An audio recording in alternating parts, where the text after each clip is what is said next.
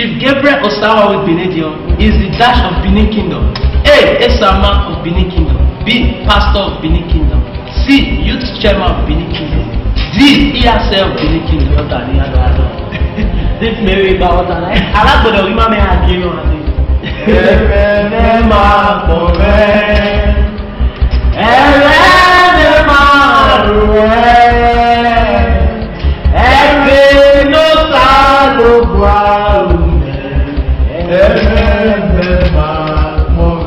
If I was in there, wait, it's like a mission road when I mean we are with video. A monkey out there. A monkey out there. What? Yes. We may mind in your share. You may want to put it. Answer is Pastor Chief Gabriel Osawa is the dash of Benin Kingdom. A. Esama of Benin Kingdom. B. Pastor of Benin Kingdom. C. Youth Chairman of Benin Kingdom. Okay, I can use it. D. ESL. Pastor of Benin Kingdom. Pastor. Yes. A man or you were seen of you, or were seen of that. A church no able. Or the I think I. Pastor. You come out and kick him out. A woman found a mighty by his a woman I'll tell failing.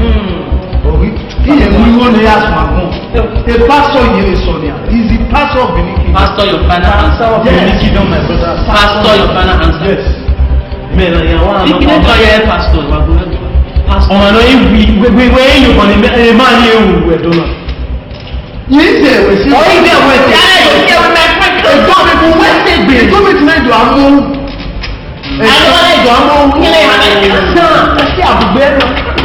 Alright,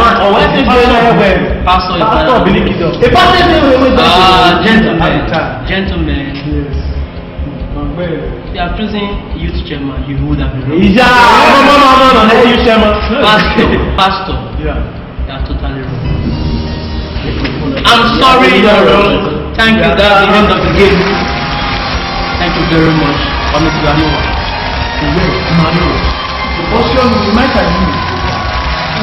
Amen. Oh, you will man, a woman. Hey, I'm not here, my brother. Hey, oh my God. I'm sorry, you are sorry. I'll be sorry. If I am that.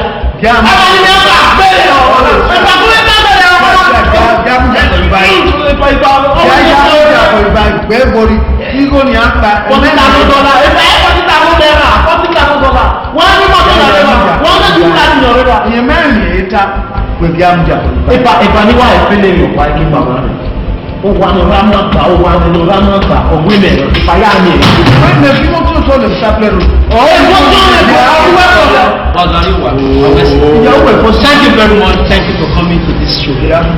Thank you.